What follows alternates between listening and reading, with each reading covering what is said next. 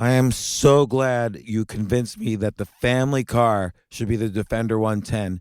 It is so beautiful inside, it's so comfortable, and it just feels indestructible. Yes, it really is. I've been waiting a long time for the new model to come out. The Defender 110, I'm telling you, it's my favorite car of all times. It's my third one.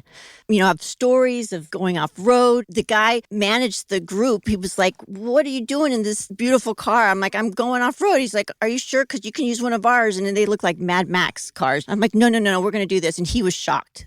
Wow. Well, it's great because the Defender has been reimagined for 21st century adventure, and its unparalleled off-road ability as well as its robust interior are invaluable whether you're headed towards uncharted territory or just a weekend of exploration. The Defender 110 tackles challenging surroundings with absolute confidence. The SUV conveys strength outside and in, featuring peerless technology like an intuitive driver display and an award-winning infotainment system. That's my favorite part, to keep you connected no matter where the journey takes you. Adventure is unique to everyone, and so is the Defender. Choose from the two-door Defender 90, the four-door Defender 110, or the larger Defender 130 with the ability to seat up to 8 passengers. You'll find uncompromising performance in all three. So pack up and go even further with the Defender 110. Learn more at LandRoverUSA.com/Defender. These days, we're all investors, trying to be smart with our money despite our worst impulses. But at iShares, we believe that deep down inside of every investor is a better investor. One that's just waiting to be let out. Explore iShares ETFs and insights and let your best investor out. Visit iShares.com for more information. This isn't your average business podcast, and he's not your average host. This is the James Altucher Show on the Stansberry Radio Network.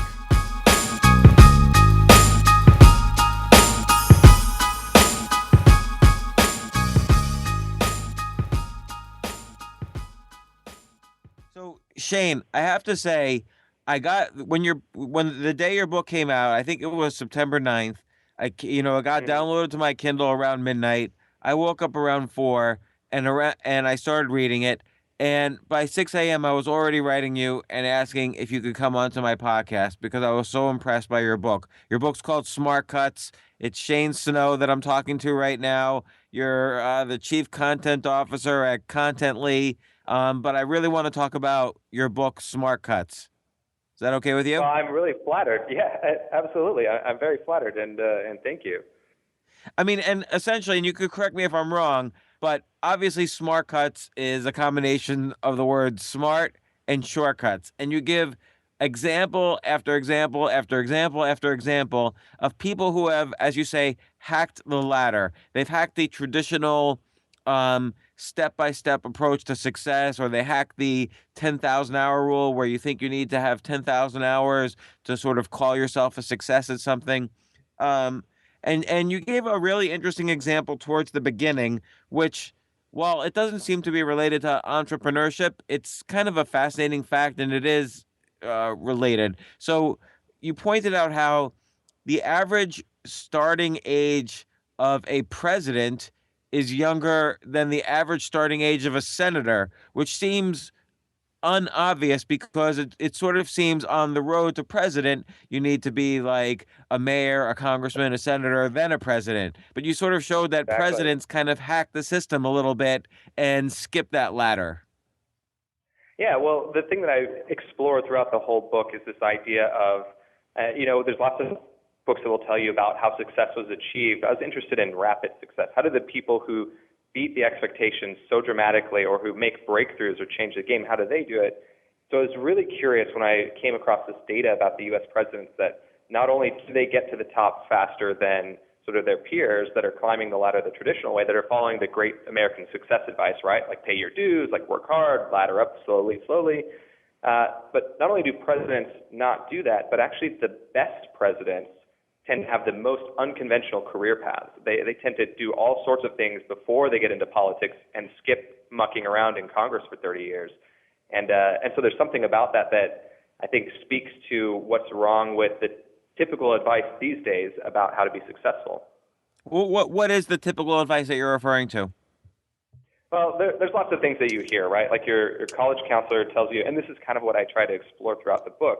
Your college advisor, your high school counselor will tell you you need to get a job, get an entry-level place, and then work your way up slowly. Pay your dues, get experience. Every job application, one of the first things is X years of experience. You need to spend time doing this for so long before you can get to X point.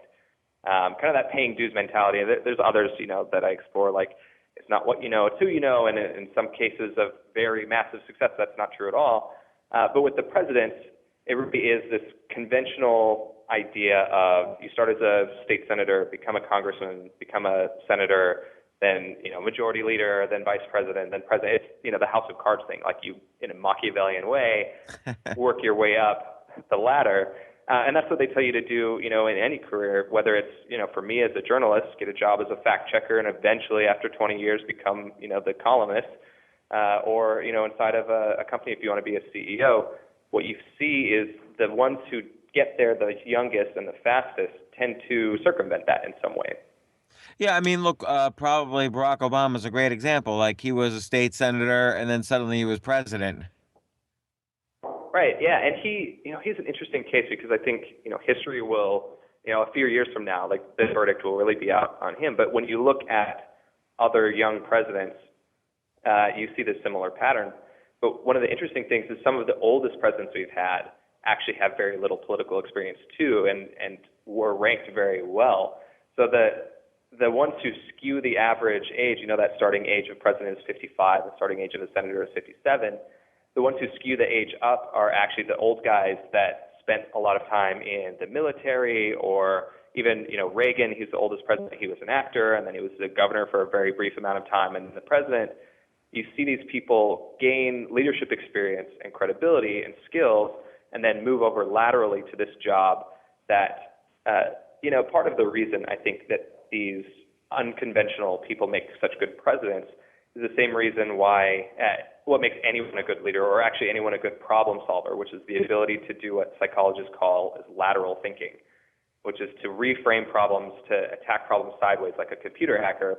As a president, you're sitting in a room, and the people come in to talk to you about nuclear proliferation, and then the people come in and talk to you about the economy, and then they come in and talk about the farm bill, and you have to be the guy who absorbs all this information, takes advice, has to change your mind, has to learn stuff very quickly and be flexible.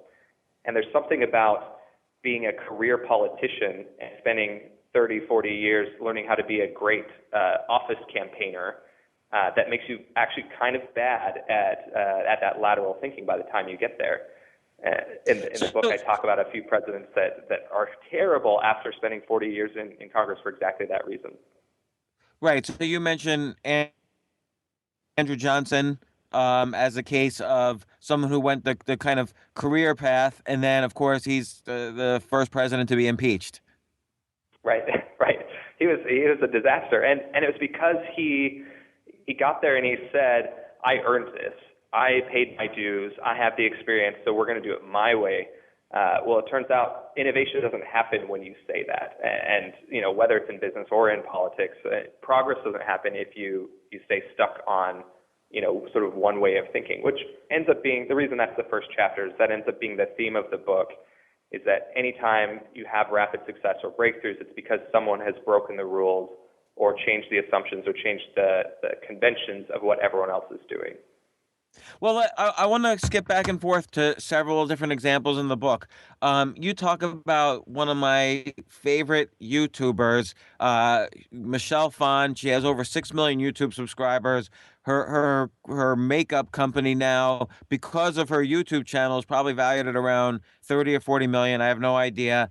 But she's huge. And you talk about her success. She started making YouTube videos at the age of 16. What was her lateral thinking? What happened there? Well, so the thing I was exploring in that chapter is the myth of overnight success, and also the idea that momentum in business or or in anything really is more powerful predictor of success than sort of absolute success. Basically, you make bets on the fast risers more than you make bets on the people who are already at the top. And so Michelle's story is really interesting because in the same month, she had a viral YouTube hit, which is, everyone's sort of dream if they're in the video world. And, every business and ad company is saying, like, let's make something viral. So she had that happen to her. Lightning struck. In the same She month, and just to be specific, she made a makeup tutorial for how you can look like Lady Gaga, I think, in the video Bad Romance. Exactly. Yeah. So it was brilliant timing for her because that video was blowing up. So she made this makeup video and it's good. It's real good. In the same month, the double rainbow guy. So this is an example also of like newsjacking. So she took like someone who was already popular and did something on top of that. And even though you don't use this example, you talk about platforms in another chapter. She kind of piggybacked off of the Lady Gaga platform that Lady Gaga had already built. Oh yeah, yeah. And by the time I ended the book, I realized that I'd referenced Lady Gaga in some side web like 10 times. I think there's a lesson there. Well, Lady Gaga is someone who hacked the system, but we can talk about her later. But I want to hear about Michelle Phan too. So Michelle she's very smart, but she grew up very poor, and her hero was Bob Ross, and the the painter, and she wanted to become a makeup tutorialist in the style of Bob Ross. So she started making these videos for her friends. She posted them on YouTube. Then she had this viral hit with the Lady Gaga video, and in the chapter, I compare her to the double rainbow guy who had his viral hit where he, cries about these two rainbows in his backyard. And that thing blew up and went everywhere at the same time. They both have over 30 million views to these YouTube videos in the same month, very different videos. And I look at what happens to him, the double rainbow guy, and what happens to Michelle. The double rainbow guy basically ends up trying to recreate the magic of his double rainbow moment, posts 1,300 more videos of him sort of marveling at ducks and swimming in water holes, and it's just not that funny, and he doesn't capture that again. He tries really hard to do what most one-hit wonders do, which is sort of recapture that same exact moment. And Michelle, as you said, she parlayed her viral success into a very successful YouTube channel. She has over 1 billion views now, I think, and a business that has hundreds of thousands of paid subscribers, and a makeup line, and a production company, and she's on her way to becoming the next Elizabeth Arden or Martha Stewart, and she's a very smart businesswoman. So what she did. But by the way, can I ask? And you don't mention this in the book, but did she started college? But did she get a college degree? I don't think she finished. No, I don't think so. I don't think she did either. I actually applaud her for that. So I just was curious.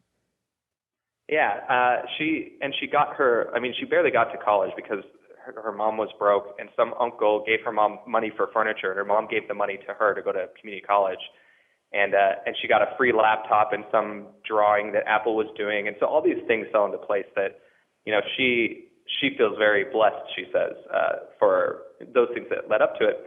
But what she did that the double rainbow guy didn't do, and that a lot of viral successes don't do, is she actually spent years and months crafting her craft and her content. So by the time she posted this Lady Gaga video, she actually had 53 other very good YouTube makeup tutorials that just very few people had seen. And so when the viral video hit, first of all, she actually, the virality was not a mistake. So what she did is she actually was studying the YouTube homepage algorithm for months. And with every video that she had been doing lately, she tried to, like you said, newsjack, she tried to find a trend that she could hitch her wagon to so that she could get some momentum that was already out there. And then she would post at a certain time on Friday, because she realized that if you get enough views on a Friday, well, if you get enough views, you get to the homepage, but they don't update the homepage on the weekend. So she would get all of her friends and kind of anyone that was following on her blog and say, please watch this video right now, 4 p.m. on Friday, or whatever time it was, so that she could get to the front page, and then it would last all weekend and get way more exposure than anyone else's video. So she engineered this visibility, and she would do this every time until finally this one happened to be the one that BuzzFeed saw. So BuzzFeed wrote about it, and then 1 million people read BuzzFeed, and so 1 million people saw it. And then they posted about it in the Lady Gaga blogs and the makeup blogs. And suddenly she had this flood of attention. And when the people saw the video, they then, most people click away, or YouTube suggests something next. YouTube suggested her other 53 videos that were actually really good. So suddenly she had people consuming her content over and over and over again, and this backlog that she built over the last few years got people hooked. And so she had these people, it takes a while. Oh, go ahead. Oh, no, you go ahead. People accuse me of interrupting when maybe you were about to say like a super gem. So Something please brilliant. go ahead, and then I'll respond. No worries. So what she did though is she talked about this to me, how most YouTubers have their moment of success and then they just can't capitalize. She realized that she had a window while people were watching her other videos, while they're subscribing, for her to up the ante. So she went and she, invested in a better camera and started hitting up, makeup companies to try and get spokesmanships and all of this. And she basically took the success and ran with it, actually in kind of a sideways way, rather than doing the same thing over and over and over again like most people do, like the Double Rainbow guy did. She tried to find a way to use that as a springboard to the next level. So there's a lot to her story, but she was basically, the moral of the story is overnight success was not overnight, and it was actually very planned, and she was just waiting for her moment to strike. Okay, so I want to go over that plan for a second. So it seems like she combined several different aspects of what you recommend in your book, and she's not the only example, but I wanted to focus on this for a second. So she hacked the ladder in the sense that she had a deep understanding of how YouTube worked, the platform that she was working on. She knew how to not quite game the system, because that almost sounds like cheating, but she knew how to work very well within the system, and whereas many people don't. And then she used multiple platforms. So YouTube is a trusted source with billions of users. It's actually the third largest search engine, just the YouTube search engine alone. It's the third largest search engine in the world. And she, it sounds like on multiple videos, she was trying to newsjack, and by basically piggybacking a trend and combining her expertise in makeup with that trend. And over time, of course, she got good at doing these videos and so on. And finally, you have a later chapter called the F word, but I don't like to use the word failure. She experimented with many videos. Most of them, I think you said she had 53 videos. Most of them did not get a lot of views, but you wouldn't call those failures, because then the 54th made her the quote unquote overnight success. She just had to keep doing it, and that was kind of the secret formula. Yeah, exactly. And the failure thing too, she was she's kind of a ruthless business person, actually. Like, it packaged in like a very small, like cute frame, which I think has done really well for her. But she was ruthless about testing everything. And in the F word chapter, I don't know if you want to talk about that later, but really the real F word that she adhered to is feedback. Every setback became feedback, not failure. And so she, with every video, was sort of prodding the edges of YouTube and what she could do, which led up to, when she had her viral success, part of the reason why it worked is because she had figured it out for many, many videos before that then kept people going and got people interested in her and not just in her video. But it's interesting to then analyze what happens next, because it's not like there's a lot of ways to interpret the success of that video. So it's not like she said, oh, I should just do makeup videos about Lady Gaga, and that's going to be the niche that I carve out. She used that to propel success in different ways. So what was taking it to the next level for her, and why didn't she hone in on Lady Gaga as the secret of her success? How did she kind of take it to the next level? Well, she had a big vision, I think, of what she wanted to do in the first place, which I think is crucial. She didn't want to be just a YouTube makeup tutorialist. She wanted to empower a lot of people to feel better about themselves. Like, she had that kind of higher mission. And so she saw the Lady Gaga thing, and she sees, makeup artistry as a vehicle to do that. So she, in lieu of just doing more Lady Gaga videos or more celebrity videos, which she certainly does, from time to time, she said, how can I turn this into a proper production company that could be, how can I up the production value so this could be on TV, or so that I could get me on TV, or so that she has a book coming out this fall. How can I parlay this into other media or into other kind of categories and take it out of the amateur zone and into something that actually can empower people. And that's why she ended up starting this company, Ipsy, which is sort of like a Birchbox competitor for basically makeup and beauty samples subscription. She started that as a way to, her mission is not to create, videos that make her ad money. Her mission is to help people feel better about themselves. And so she was looking at her next ladder up from that lens of how can I take this thing and sort of step sideways to these other ways where I can accomplish this vision of mine. I think that's really important. Like, so she wasn't like overwhelmed by the success of this one video. She stuck within. She kept her larger vision, and you mentioned sort of 10x thinking in the book. Like she had a way of looking at this one video as being part of a vision that was really 10 times bigger than this video. Like she wanted to inspire people, she wanted to create a media company, she wanted to create a makeup line, and it sounds like she had that vision from the beginning. Yeah, absolutely. And I think that 10x thinking is one of since the book came out, it's one of the things that has been talked about the most and that I get the most feedback, when I give speeches about, is that there's something powerful about that I think is vastly overlooked. And when we set goals, right, we always talk about, we have this argument all the time, and in my company, should we set a realistic goal that makes us feel good, or should we set an outrageous goal that stretches ourselves? There's something about setting the absolutely outrageous goal. The 10x thinking comes from Google X and their crazy projects. There's something about setting that on a number of academic levels does improve our chances of success and does help us get to that lateral thinking, but also gets us the kind of support that you need to and I guess the means to get through the setbacks and the failures, big and small, to get there. And I think that she doesn't articulate it like that in the way that the Google X folks or Elon Musk or some of these other people do, but she definitely, I think that is a root cause to what's helped her accelerate versus kind of just build a nice YouTube channel. As an aside, you mentioned 10x thinking comes from the Google X, which is run by Astro Teller. And I was just, which is, by the way, an incredible name, Astro Teller. But I was going, yeah.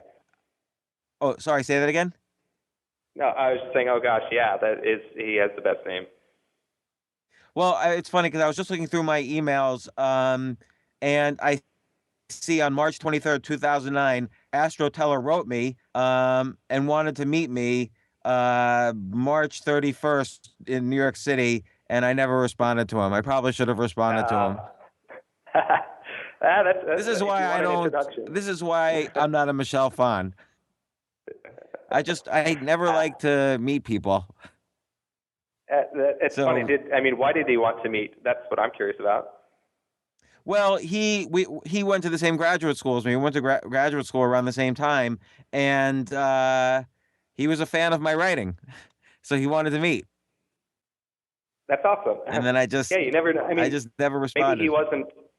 Maybe he wasn't a rocket scientist at that point, but it's funny. I get emails like that all the time. So I write a lot for a lot of places. I get emails like that all the time, and I try to respond, but sometimes I just can't. And I have wondered the same thing. Am I missing out? Because so many of my greatest connections have come through the random meetings, but knowing which is a tough thing to do. No, it's true. Like literally, I've made, and I'm not trying to brag or anything, but I've made millions of dollars because of the emails I have responded to. So, but sometimes you get so many emails, you don't know what to respond to and what not to. Like if you, Shane Snow, were responding to every email, you wouldn't have any time to write. And your writing is what benefits, let's say, tens or hundreds of thousands of people, not responding to one person at a time. So it's hard to know what to respond to. Yeah, at the same time, I used to. I try, but I usually I'll try to respond and I'll decline politely the meeting and point them to something I've written. It's sort of my strategy. But you and I met because of an email that I sent you. Obviously, I've been reading your stuff for a while, and I sent you this email. But actually, I'm curious. Like, what was it about that made you interested in this? I could be so well, and this is related to another chapter in your book. Is we know a lot of super connectors in common. Yeah. So for instance, and he's been on this podcast. I'm assuming you know Ryan Holiday. Oh yeah. Ryan Yeah, endorsed the I book think he might actually. have even introduced us initially, although I'm not sure. Yeah, maybe I don't remember now. he may have. Yeah. Well, I mean, one of the things that I try to do so I've been on the other side, right? As a writer, right? You're always emailing people, pestering them to talk to you, and the best strategy and I talk about this in the Super Connector chapter. There's the classic advice on networking, which is, be bold, find the people that you need to get to. It's not what you know, it's who you know, and, make a good elevator pitch and impress the pants off them, right? That's kind of like what they teach you to do. I took this one networking class in undergrad that was exactly, they said, make a list of people, call them up and ask them if they'll be in your network. And that's so sort of needy, right? The better strategy that you see throughout the history in that chapter, I talk about the history of radio and some other kind of like broadcast. But what you see, the people who are the best at making human connections work for them are the ones that go the other way, where they offer to give. They look for a place where they can provide value rather than asking for value. For me, usually how that works is I would love to be, Lifehacker, for example, I wanted them to write about my book. I emailed the editor and I said, hey, could I write something for you that's in line with my book that can help your audience? So, the pitch is, can I give you something that's helpful rather than hey, please, please, please listen to me, this one of 1,000 authors who have a book this month. I think that's 100% correct. Like all success that I've seen, it's if you want to meet somebody, you have to provide 100%.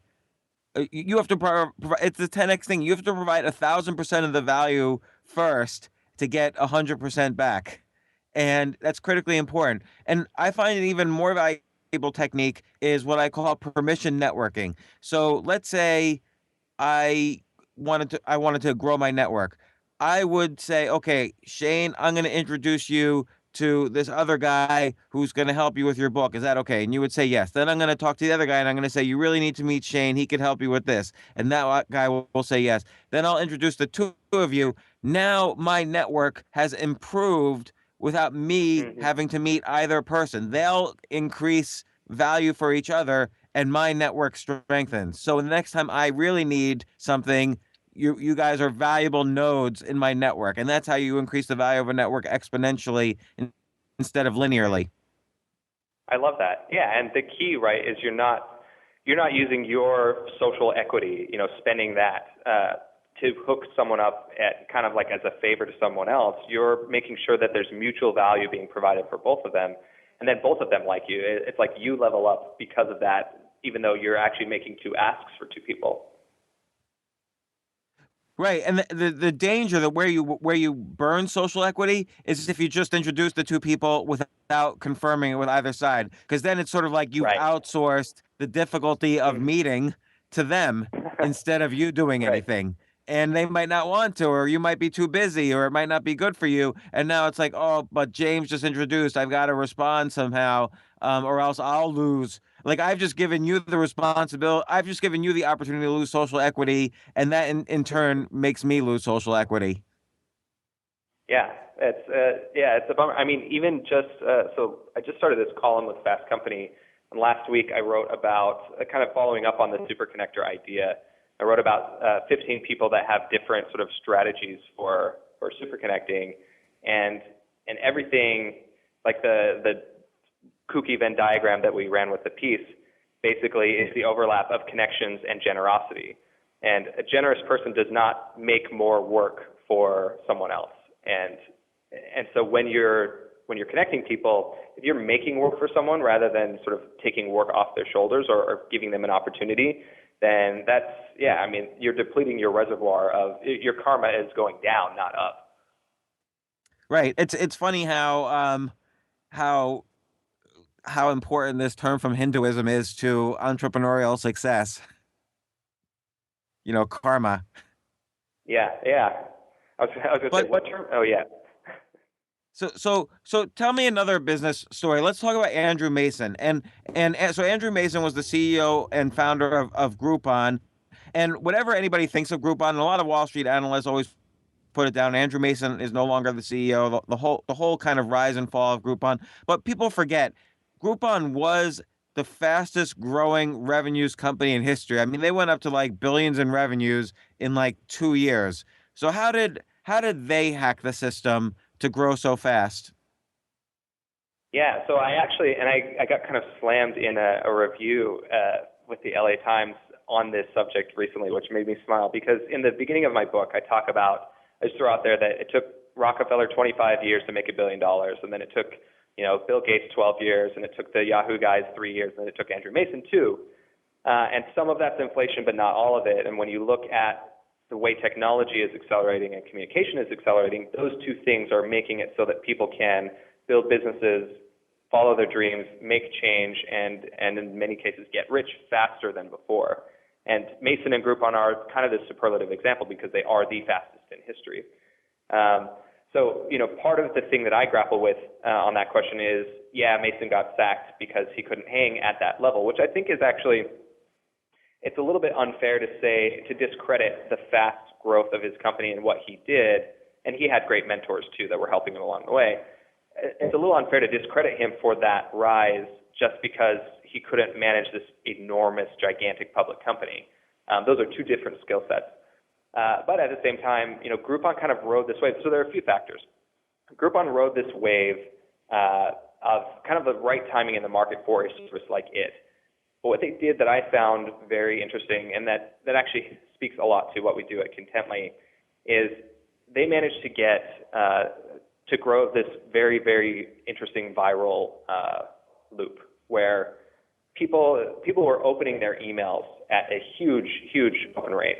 And the thing they were selling was interesting, the coupons and all of that, and you get your friends to buy the coupons. But I think one of the key things that people overlook with Groupon's rise is they got at people directly through the thing that they check the most, which is their email. They got there every day, and they got them to open the emails every day because they hired comedy writers to write these sort of fantastical stories about all of the offers. So, I would get these emails for laser hair removal, which I'm not really in the market for at this point. And I would open them anyway because I wanted to know what's the funny thing that they're going to write with this. How are they going to spin this time? What's the story? So they actually did some brilliant. I didn't know that. I didn't marketing. know that they had like funny emails. I thought they just had the coupons. Yeah, so they have the coupons, and then they'd always have this story. They hired a bunch of Second City comedy writers to write these hilarious emails. And so a lot of people would open because of the deal, but a lot of people would open because the content was great. So they became this, I think, often overlooked example of great content marketing, get people to open the emails, and then, and in many cases those actually converted higher, but they built this incredible relationship with their customer base. And then, they had a very good sales team and all of that, but they scaled because they got the consumers to build this very, very tight relationship with them. And the timing was right also with social media. They recognized that the share economy was growing and that people were spending more time getting content from their friends and sharing information with their friends than they were sort of on their own trying to do this content discovery and deal discovery and all of that. And so those are kind of the main things that I think are overlooked about the Groupon story. The other thing is behind the scenes there, you have Eric and Brad, who are the Light Bank guys who kind of bankrolled Groupon, and they're, I guess, for full disclosure, they're some of our investors. They had built 3 public companies before, and so they knew exactly what they were doing. They were kind of the perfect mentors for Andrew on how do you take an idea that has a good product market fit and then scale it, as fast as possible. So there are a few factors. So it's interesting. Oh, sorry. Go ahead. No, go ahead. Well, so it's interesting. So Andrew had one other thing too, which is he had a prior success. So he had sold a company, I guess, to Google. Not Dodgeball. What was the name of his company he sold to Google? I can look it up right now. I'm blanking on it. I'm gonna look it up too. anyway, he sold a company to Google or someplace, and he had a prior success. And you mentioned, and this is related to the F word chapter now, you mentioned that a lot of, and I think this is happening really a lot lately. There's almost like this cult of failure where people think it's like good to fail, get it through your system, and then that gives you a chance to succeed. But you kind of mentioned throughout the book that failure is not necessarily what people think it is. So, and in fact, much better to trust an entrepreneur who's had a prior success because there's a much more greater chance that his next company will be success. So Andrew Mason already had a successful company under his belt. Right. Yeah. Yeah. The thing with the success and with the fail fast, fail often thing is there's a good and a bad to it. The good is we need to erase the stigma around trying hard things, right? If we can't take risks and feel like we can go back to our lives not as a shame, then that's bad for progress. But the depressing thing is when you look at academic research, in the book I study research from Harvard and from this group called Startup Compass, and then research of heart surgeons, where it shows that people who build companies that are successful are more likely to succeed the second time with their second company. But people who build companies and fail are statistically no more likely to succeed than someone who's never started a company. So you're starting at ground zero. You're not in worse shape, but you're starting at ground zero. And so, the excitement around like, oh, they failed, or oh, they're going to do good this time because, they had learned all these things from this failure, from a statistical standpoint is garbage. And that's maybe a little depressing. The thing that really caught my attention on this subject, so I dug into all of the, kind of the psychological research on failure and how people take feedback and all of that. There's this great story of these heart surgeons who had to learn this new heart surgery, basically reattaching a new tube to the heart because one's clogged. And it used to be that you had to stop people's hearts, and then you attach the tube, and then you restart the heart, and that's a really dangerous surgery. But they developed this new method where they could do it while the heart's still beating. So all of these heart surgeons had to learn this new procedure that was pretty tricky. So these scientists followed them around for 10 years and watched these heart surgeons as they learned to do this procedure. And they basically kept tabs on who failed and who succeeded and their rates and all of that. And what they found is that the surgeons that botched the surgery, fail fast, fail often is great unless it's heart surgery, in which case it sucks. So they'd watch surgeons who'd botched the heart surgery and the patient would die.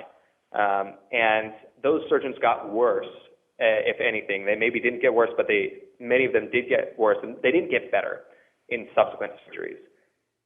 But the surgeons that did the heart surgery correctly, they got better, and they gradually improved, and their success rates went up, and their patients did much better. What was interesting is the heart surgeons that watched their buddies botch the heart surgery also got better. And so what this gets at is this interesting thing about human nature where when we fail, we tend to externalize the reasons for our failure. And I talk about some startup failures that do this in the book too. We tend to say, oh, it was bad luck, or it's bad timing, or the market conditions, or the patient was in bad shape, or it couldn't see, or the gray hairs that we hired wanted to do this with the company. And you tend to externalize the reasons for your failure because at the end of the day, you have to live with yourself and with that failure. So you explain your failures in a way that help you live with yourself more. Live with yourself better. So let's call it what it is. You blame others for your failures, but you take credit for your successes. That's exactly what a loser does, basically. Exactly. You blame the referee, not your performance. But if you win, right, it's because I did this, and you analyze your performance, and this thing I did was great. But when you watch someone else fail, you tend to blame them. You tend to scrutinize more closely what it is that they did to screw up. So your buddy, the heart surgeon, fails. You're like, oh, well, he did this wrong, or like he was standing like this, and here are the factors. Actually, the flip side of that is when other people succeed, we tend to chalk it up to luck, to say, oh, they were lucky, or this happened to them, and boo-hoo for me. But it's this paradox of failure, and that's the reason why most people, when they have setbacks and when they have failures, don't actually learn from them as much as they say they will, or as we think we will, because we have a hard time taking a very good step back look at ourselves critically and what we did wrong, rather than sort of what else went wrong externally. Well, I'll add to that by saying, if you so given that this is a psychological phenomenon, if you overcome that, let's call that the sort of blame disease. If you overcome Mm-hmm. that, and you mentioned this with Michelle Phan, she would view her bad videos, or let's say less viewed videos, as opportunities to learn. So she didn't blame anybody like, oh, I have a bad camera, or I wasn't feeling well that day, or whatever. She wouldn't blame anybody. She would learn from her mistakes. And so I play, or used to play, a lot of competitive chess, and there's a saying, only the good players get lucky. Because everyone else, all the bad players will say, oh, you just got lucky. It always just seemed to be the case that the great players were the ones who were getting lucky all the time. And the Yeah. one thing about a great player in chess is they would analyze and learn from their own failures, and made a real effort to do that. Oh yeah, I mean, there's a lot of research that made it into the end notes because it's so sort of dense and esoteric, but it didn't quite make it into the book. But there's the research shows that negative feedback is more likely to be accepted and applied by someone, and that negative feedback that helps you improve, which is what you need to improve, if the person has strong self-confidence and emotional maturity. And so what you kind of need to do is build up that resistance to internalizing, taking the feedback internally, but not taking it personally.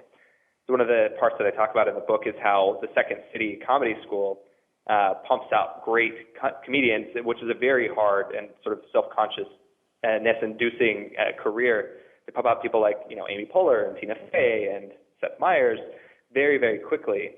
And they do it by creating this series of escalating environments where if you fail, it doesn't matter. If your joke flops, you're just getting that as notes on the joke and not on the joke maker.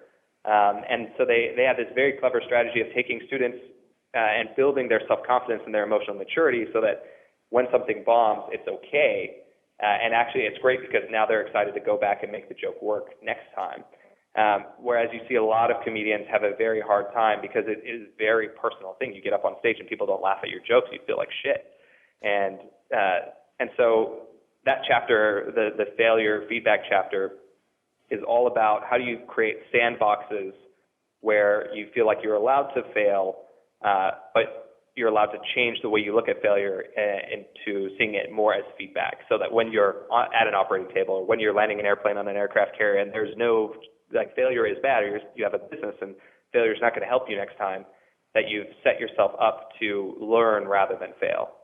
I think this is probably the most important. I mean, there are a lot of important points in the book. Like, you give lots of different ways of hacking the ladder, but this is critically important. That moment when you quote unquote fail, I would almost revise. I mean, if I'm the individual who wants to succeed, I would revise the entire terminology of what happens next. So instead of like complaining or blaming or getting depressed or feeling bad about yourself, to really view it as an experiment for that next level, to really view that as feedback instead of saying, I'm a failure, saying, try to put distance between yourself and the actual thing that failed. So like, oh, my business failed, rather than saying I'm a failure. Or like in the Second City case, this particular act didn't work, instead of saying I'm not funny or I'm a failure as a comic. So I think it's Or what is important, a like you crowd? say, to be psychologically healthy, but that takes practice. It's a muscle that takes practice. Yeah, and what I've found is that some people naturally have this, and I hate them for it. But the rest of us, most of us, we do have to practice. And I mean, one of the things that was inspiring to me as I wrote this book, this book was my exercise in satisfying my own curiosity, because I wanted to do bigger things faster too. But the most inspiring thing to me was to see how some of these people who have managed to do this have changed from, kind of the rest of us, where we do take things very personally, and we kind of believe the common advice, to people who do think very differently and who have that confidence to go after the massive things, and the maturity to take the failure as simply feedback and as an opportunity to get excited again. Well, and I'm going to quote you on specifically on the Second City thing because I think every entrepreneur should, and everybody who wants to be successful at anything should do this. Second City manages to accomplish three things to accelerate its performers' growth. One, it gives them rapid feedback. Two, it depersonalizes the feedback. And three, it lowers the stakes and pressure so students take risks that force them to improve. And I think this is the whole Thomas Edison thing. Like he didn't fail 1,000 times to make a light bulb. He was experimenting, then getting feedback, then experimenting, then getting feedback until finally he, I don't know, got light out of a light bulb. Yeah, exactly. And one of my favorites is his contemporary Nikola Tesla. He burned his lab down. You know, he was the quintessential lateral thinker, invented all sorts of things. I mean, that era was great because being a scientist meant that was going to happen. It was okay and it was almost like everyone knew that he's going to get to it. The light bulb, he and his lab, they knew like this is going to happen. We're going to change the world. They had this incredible optimism, and those setbacks didn't affect them. And people had a lot of faith in that time in that scientific progress.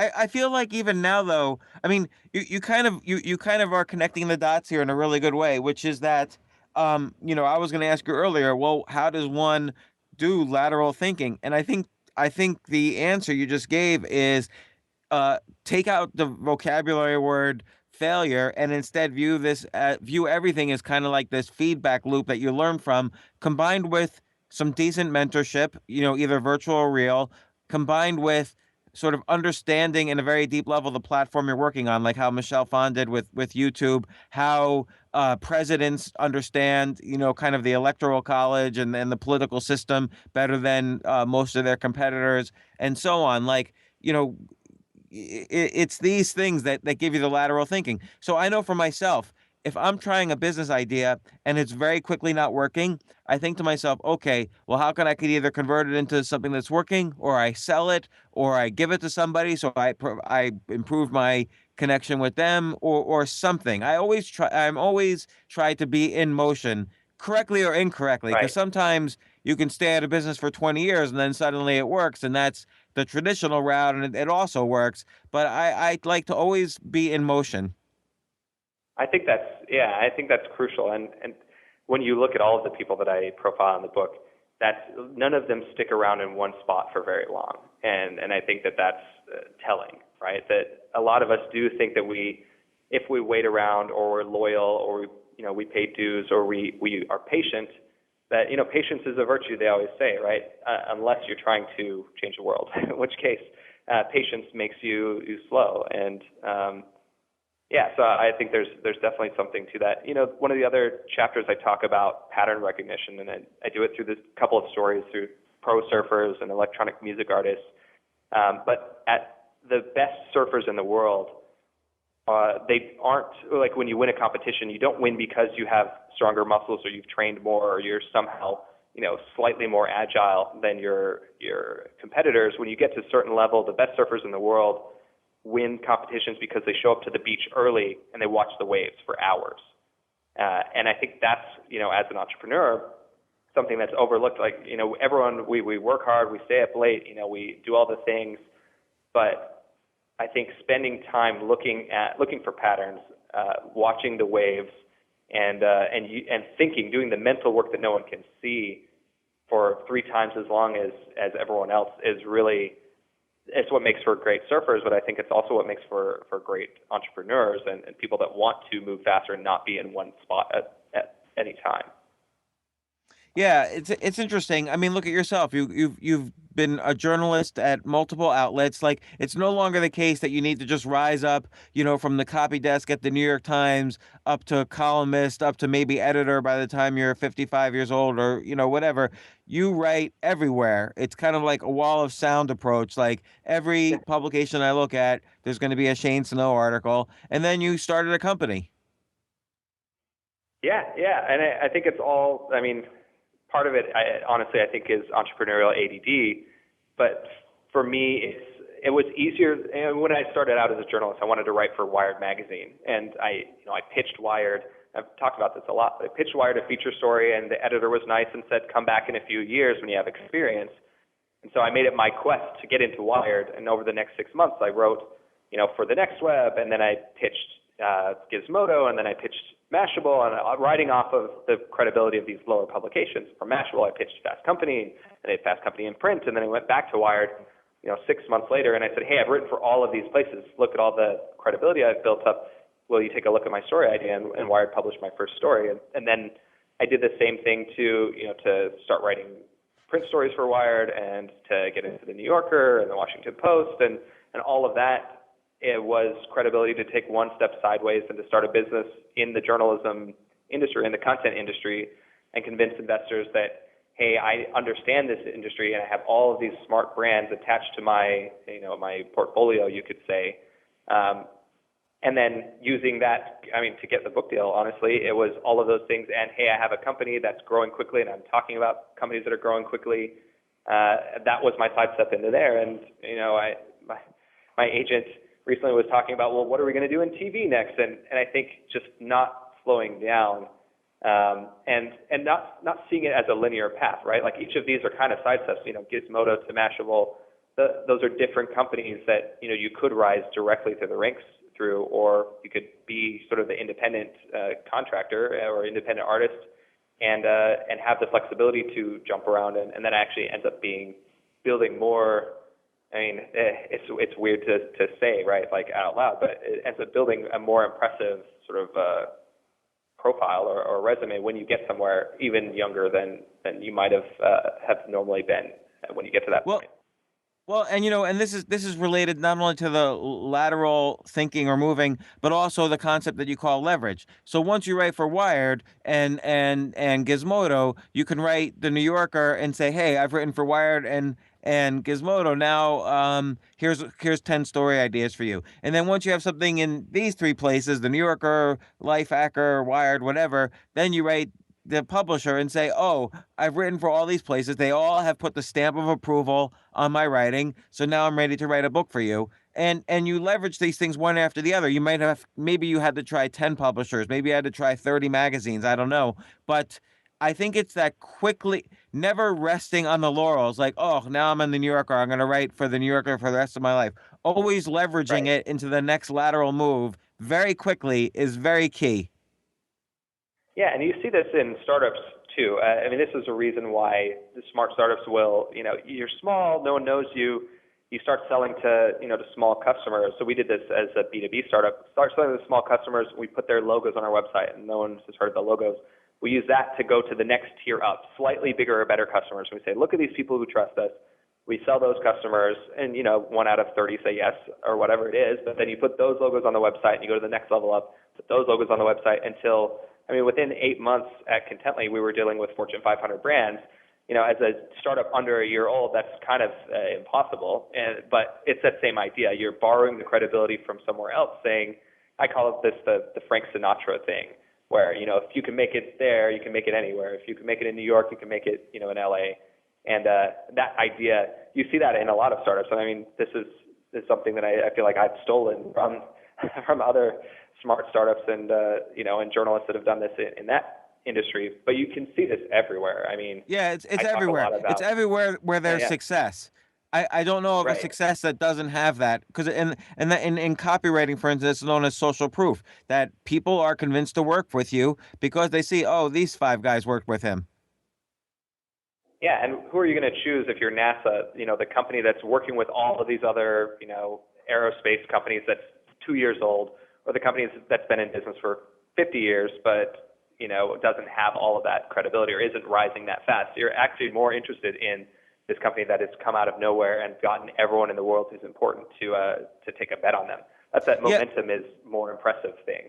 Yeah, and you talk about the perception of momentum is more important than kind of the actual numbers. Like, I would rather, many people would rather deal with a company that's going from 0 to 50 million in revenues than a company that's been at 100 million in revenues forever. Right, exactly. Which, it's counterintuitive, but that's the way investors think. That's the reason the markets work the way they do. And I think that can be applied on a micro level to individual companies or individual things that you're trying to do. or even on a more more macro scale. Right now, there's the big climate march on Sunday here in New York City. Now I'm wondering, I went to it and was looking at it under the lens of how are they going to keep this momentum going? So great, they have a 400,000 people turnout. How are they going to make the next thing appear like it's getting bigger and bigger? Because if they can do that, then they can get a lot of attention. But if they don't, then it's just another protest. And so I think that concept of momentum has a lot of legs in a lot of other sort of categories.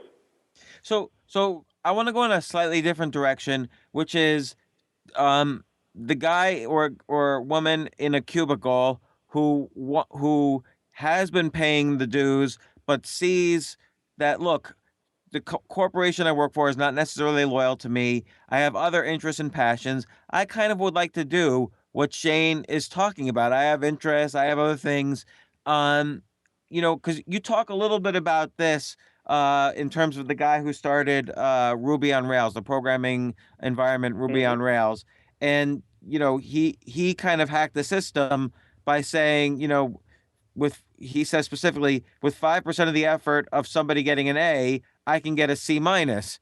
So meaning he'll put in 1/20th of the effort and he'll still graduate school, but that gives him 95% extra free time. And I think this is a critically important thing to know for the person in the cubicle who feels stuck or trapped by an overwhelming need for their time, and they don't know how to get around that.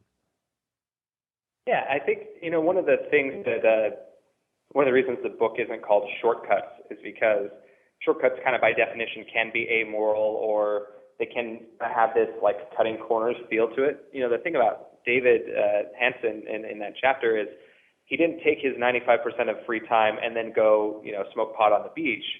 He took that and he used it to build something that got him somewhere quicker. He used it to build a business. So for the person who's stuck, and I think I had this this cubicle person in mind, and actually some people in my own life in mind when I wrote this, that all of us at some point reach this inevitable plateau if we're sort of going about life the way that we're conventionally told to, and most businesses reach that plateau after a few years. And so, for that person, I think there's a lot of choices there, right? I would say if it's the institution that is keeping you from progressing, then move somewhere else, right? Like quit. But there's this idea of kind of like the 4-hour work week, which I think everyone on the planet has read, of seeing how you can minimize what it takes to get the minimal results to sort of pass, and then use that extra time to work on this side project that interests you. The side project in the 4-hour work week might be traveling the world. The side project for someone who's stuck in an office might be a business they're working on. It might be, a job hunt. It might be, going out on their own. I mean, one of the things that's really interesting now is the freelance economy, where it's such a huge percentage of workers in America are contractors now. And that is a scary thing because you have to be an entrepreneur and you have to do your own taxes and all of that. But it's also a very liberating thing where you can build up your own work and kind of make your own way on the side of whatever you're doing until kind of the seesaw tips and you can survive on your own. I know a lot of people that have done this kind of idea. You feel like you're stuck. So you still do a good job, but don't, do the David Hansen thing so that you can write your book on the side, or so you can start building the company on the side. The other thing too is I think inside big companies don't want this advice spreading around. They don't want people to quit. They want to retain their talent. What big companies need to do is they need to set up their employees to have small wins that can motivate them and give them a sense of progress.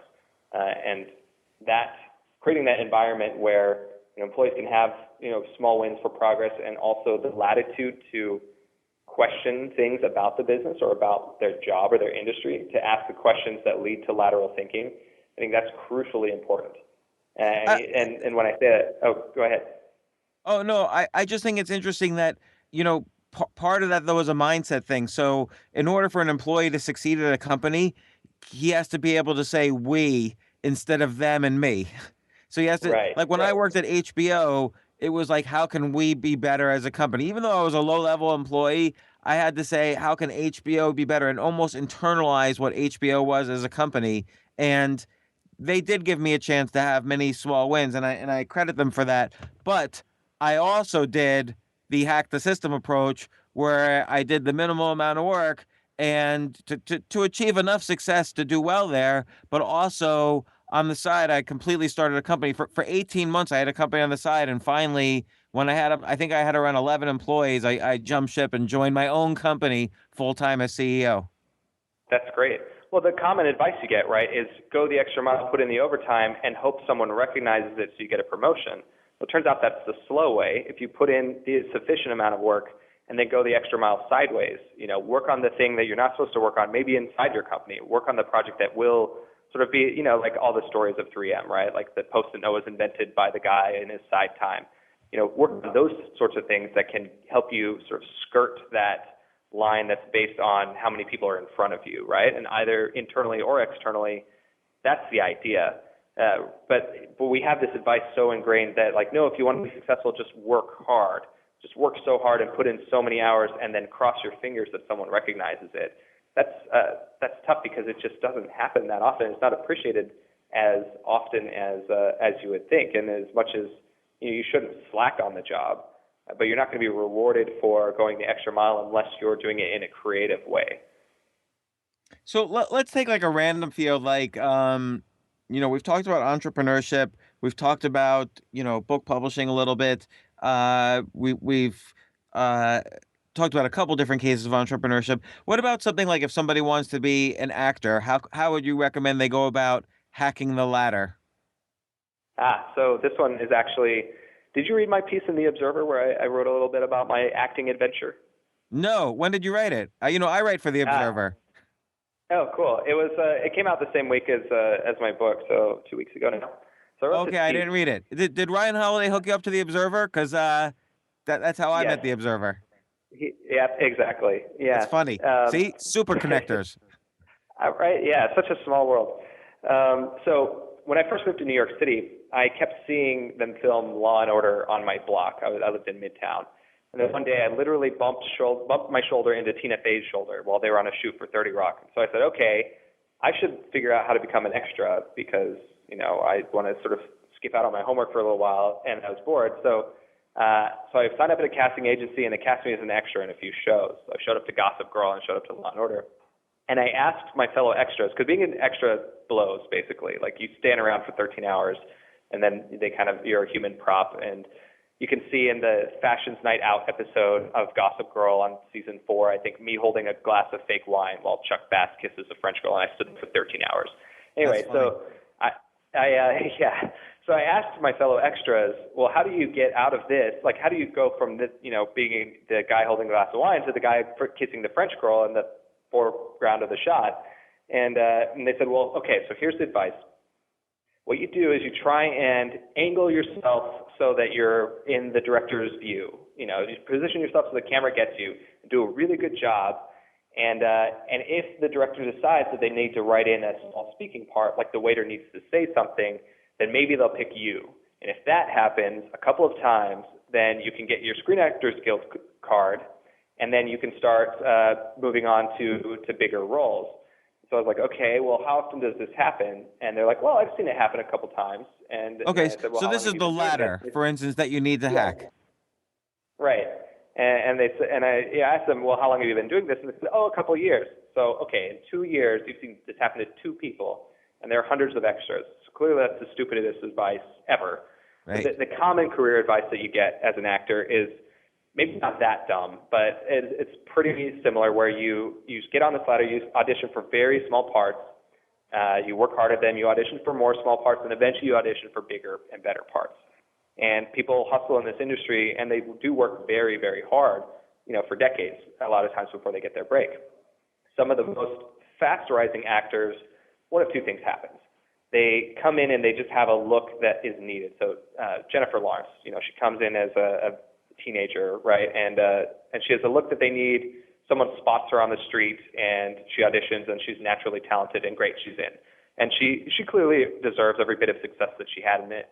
It would have been a shame if she'd have spent 20 years, doing this extra thing, trying to work her way up to big roles. So that's one way it happens, and a lot of people chalk that up to looks and luck and whatever.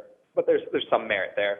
The other way it happens is the way that Zoe Saldana became an actor, which is she became a well-known ballerina. So she got very good at ballet, and then she auditioned for a role in a film that needed a ballerina. And you can't, me, the extra, I'm not going to get that role as the ballerina, but famous ballerina, or she wasn't even famous, but very good ballerina will. So she jumped over into acting after having not paid any of these dues. She did a great performance, and then suddenly she was making, award-winning films. The same thing happened, with The Rock. Love him or hate him, he was a pro wrestler, and then he came in to do these roles where they need the big muscular guy. And I love Fast and the Furious and all of those.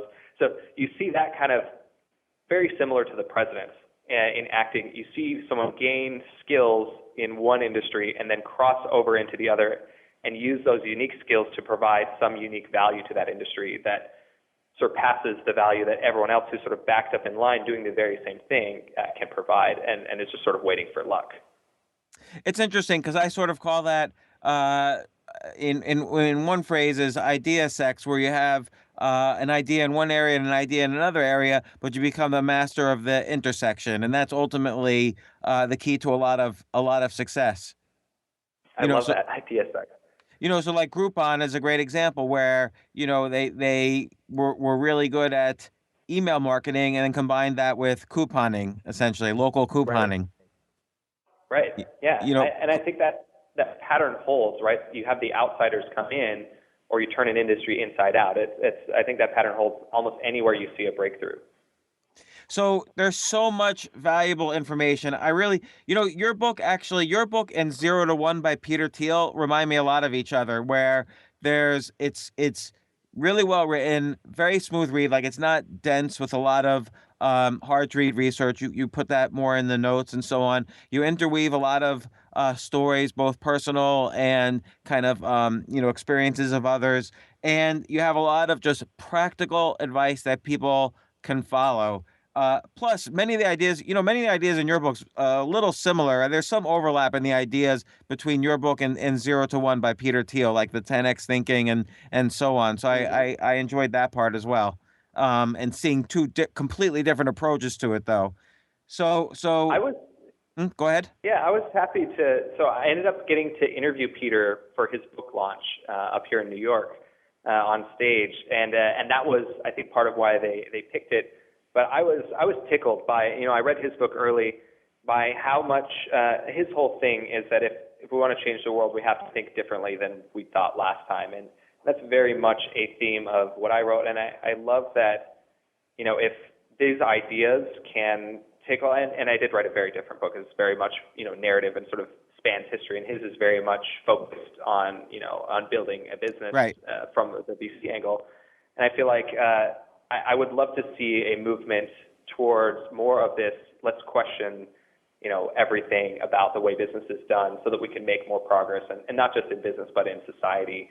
I'm hoping that Peter's obviously had a lot more success under his belt than I have, but I'm hoping that we'll see more content like this come out. Well, but also you're much younger than him, and you leverage, to use your phrase, the success of the many people you write about, hence the more narrative writing in the book. Right. Yeah, it's true. So I highly recommend it. It's I'm trying to find the full title. I just know it as Smartcuts, but it's Smartcuts: How Hackers, Innovators, and Icons Accelerate Success. And I just kept seeing so many examples that I know of when you were describing the examples in the book. Like, I really agree with everything you say in this book. So it's by Shane Snow. Shane, thanks so much for coming on to my podcast. I really appreciate it. And I really recommend people get the book. In fact, pretty soon, I don't know if it'll be before or after this podcast comes out, but I'm going to do a big giveaway of my favorite books from the podcast, and this book's going to be included. So I really appreciate it. Thanks again. Hey, it's my pleasure, James. I really appreciate it, and thank you for having me. Thanks, Shane. For more from James, check out the James Altucher Show on the Stansberry Radio Network at stansberryradio.com and get yourself on the free insiders list today.